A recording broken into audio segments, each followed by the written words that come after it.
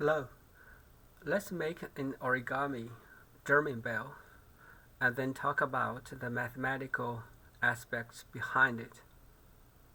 This is one of those simple origami projects. Essentially, we start with a square and then fold it along mostly the diagonals and then fold it into a three-dimensional shape like this. Here's another one. You can decorate them. You can put some lights in them if you have a few. These make great holiday ornaments, great for a Christmas tree, for example. Alright, let's get started with a square. Any origami square will be fine. You do not have to use a special origami paper, although you can. The thicker the paper, the easier it is for you to fold into that three-dimensional shape. Before we fold the paper, and let's go over the basic steps. Essentially, we are going to fold the square vertically and horizontally, and then along the two diagonals, as we would do almost all the time within the origami project. Then we would fold the edges toward a diagonal, making a shape like what somebody would call a kite. And a square has 4 corners or vertices, and we would do the same thing for all the 4 corners. Open it and do it again. So that's the consequence of folding the upper left and upper right edges to the diagonal, okay, the vertical diagonal in this picture. And we would do it for all the 4 corners and make those 8. In my picture, 8 green lines. Okay. These are angle bisectors. So this is the big picture. And after that, we can highlight some basic shapes. For example, at the center we have a regular octagon, right? This is important. Okay, at the bottom or at the center in this picture, we have an octagon. And if you look around the square, you are going to see a star like that. Pretty, right? And then we are going to round up the corners, the 4 corners slowly. And then at the same time, we keep the octagon at the bottom. Keep doing that, bringing the 4 corners together slowly without crushing the paper. And the bottom might need a little bit of push. Push it outside, we get a German bell. Okay, that's essentially what we would do. Alright, that's a review of the basic steps, and let's do it. Right, we are going to start with this square. I'm going to fold it horizontally. Okay, crease really well. And then vertically, well, depending on how you hold the square. Okay. Alright, if you work with the young children, and you might ask them to fold the creases back and forth, okay? Just to make those folds flexible. Okay? It's always helpful. fold the paper horizontally back and forth, right? Vertically back and forth. And fold it along both diagonals. If you like, you can draw those lines. First diagonal, okay, align the paper really well and make that fold. Do it again and in the opposite way, just to score the paper well. Alright, that's the first diagonal, as you can see. Let's do it. For the second diagonal, fold it back and forth if you like. Open it, fold it forward. Alright, now we have the horizontal, vertical, and the two diagonals. Next, we are going to fold around the square. Okay, there's the first diagonal. And allow me to draw these two diagonals, and just for the purpose of discussion. So that's the first diagonal. Okay. Ooh, it's not working. Let me try again. Alright, I need to press harder. That's the second diagonal.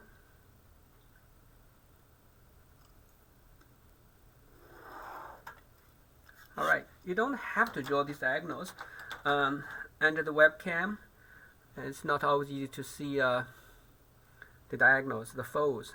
Alright, we're going to start from a corner, a vertex, any corner, and then fold the two edges, okay, to the well, in my picture, to up and down, right? Fold these two edges to the diagonal like that. Okay, align it really well and press hard. Okay, and we're going to fold the upper one to the diagonal like that. Okay, align it really well and make that fold. Run your fingernails along the creases. Essentially, we are bisecting these two angles. If the one corner of the square has a 90-degree angle, right? We already have a diagonal, that's 45. So when you fold it again, you are bisecting these two angles. So each of these little triangle angles would be 22.5 degrees, if you like. And you can fold these back and forth if you want to, like, okay, just to make the creases more flexible. And we would do it to all the four corners. Okay, that's one. Let's do the second corner. And you do not have to follow any clockwise or counterclockwise order. It's just to make sure that you have all those 8 angle bisectors. Once you're done. All right. And let's fold it back and forth just for the purpose of demonstration. Alright, now look around. We need one more pair here. Fold along this line and do it again. That's the third corner. Be patient and try your best to be accurate. Fold it backward to score the line. Alright, look around. We need a fourth pair. Okay, this one, this angle.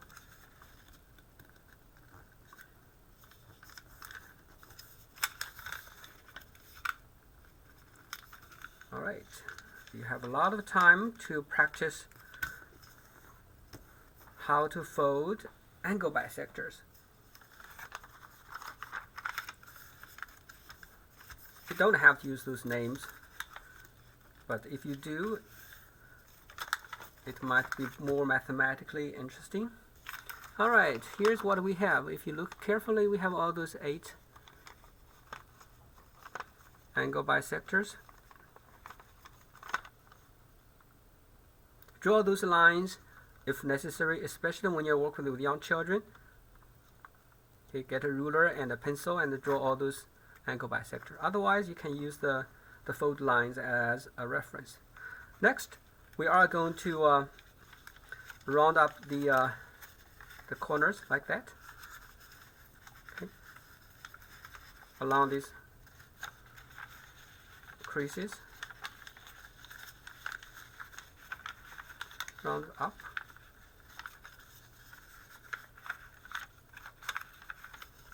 And if necessary, you can always refold these along these lines and just make them more flexible. Again, the thicker the paper, the easier it is for you to round these corners. Okay, just be patient with yourself or with the paper. Slowly. Alright, symmetry is the key word here, and we are going to slowly round up the corners along those angle bisectors you folded a moment ago. Do it slowly, okay, like that. Alright, be patient with yourself. Now hold it with both of your hands, like this. Slowly push the four corners toward the center, and then make some adjustment if necessary. Okay. And look at the back. Alright, if you use a pretty thick piece of paper, it'll be much easier. Alright, let's go back. So slowly we're going to bring these four corners together, and at the same time push the bottom, okay, out a little bit, like that. Okay, put your finger inside, get a pen and push it out, and then bring the four corners together, smooth out, and then adjust the bottom. Okay, we have 8 mounting folds, 1, 2, 3, 4, and not 8, 4 mounting folds and 4 valley folds. So you see the center of the bottom, the octagon has to come out a little, and that's why. And sometimes we need to push the bottom, the center, okay, out. It's not always necessary, but if you think it's not coming out automatically, and just to give it a gentle push from the other side. So that's it. A German bell, right? We just have a regular piece of origami paper, and at this moment, still possible to make a good looking German bell. Open it, take a look if you want to. If you leave it on the table, it looks like a small stand or small table. Okay. All right. And there are many ways to play with this shape. You can ask about the surface area. What's the surface area of this German bell? Well, you'd have to calculate and the area of those overlapping triangles and subtract the sum of all those overlapping parts from the square. And the square measures 6 inches by 6 inches, so it has an area of 36 square inches, right? And you can ask about the volume of this shape. It's a 3-dimensional shape. You can put water in it, or maybe some sand, grain. What's the volume of this shape? It's interesting.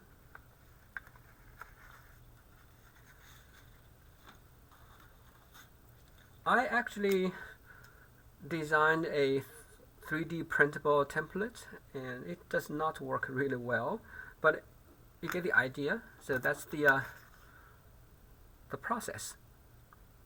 And look at all these diagonals or angle bisectors. So I printed the first layer using flexible filament, so you can fold it. And then after the first layer, I changed the filament to, in this case, PETG filament, 3D filament.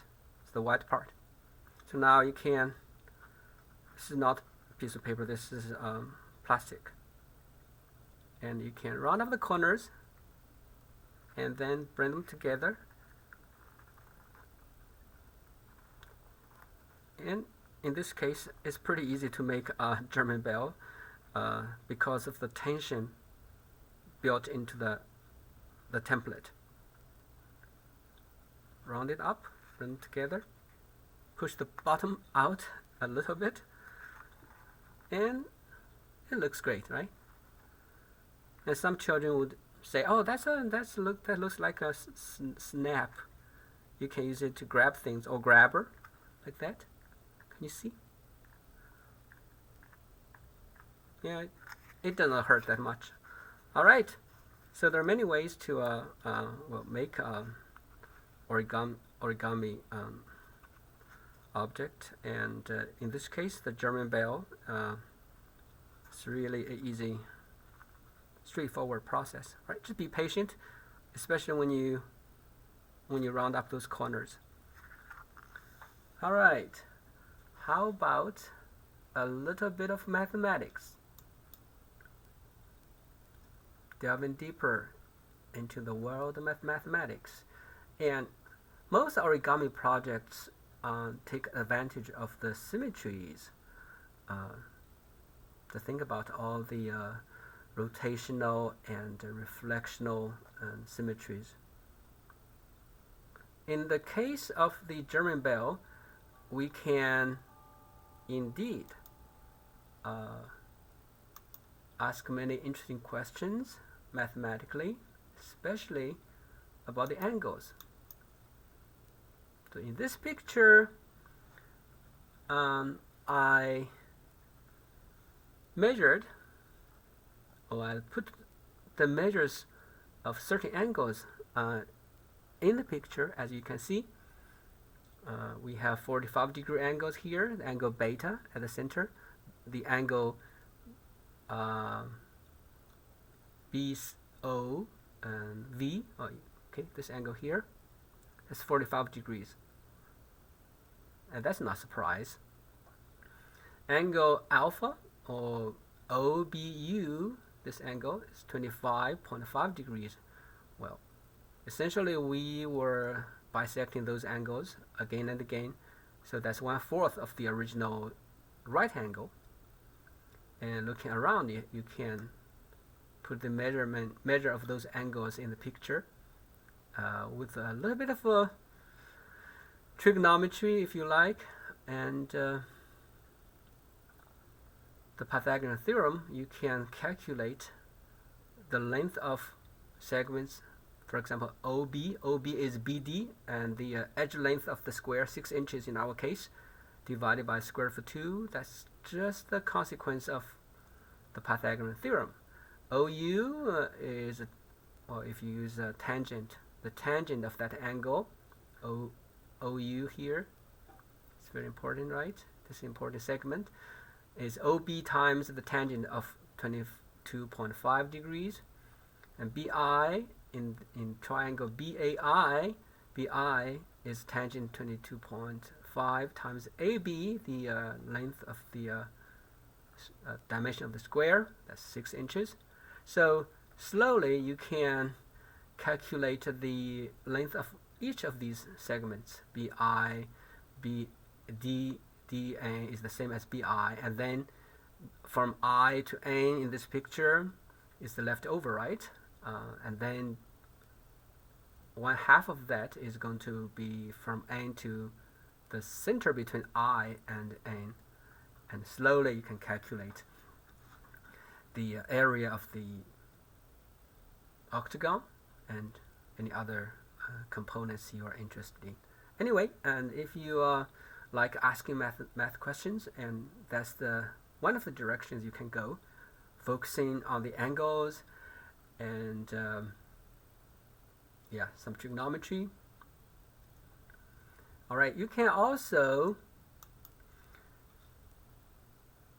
simulate the process using a software environment. In my case, I'm using GeoGebra, which is free.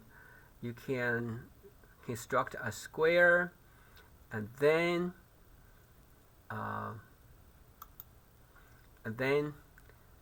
measure all these angles, and well, construct all these angle bisectors, the diagonals. It's a very interesting process. Okay, from paper folding to geometric simulation using GeoGebra. And if you like GeoGebra, you can find it at geogebra.org. You can download it to your computer, Windows, Mac, or Linux, or you can install it on your iPad or any Android device. All right, that's the German bell project. Starting from square, we can fold it into a three-dimensional, good-looking ornament. Okay, try some colorful patterns.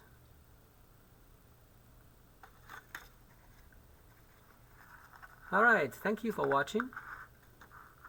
Happy holidays.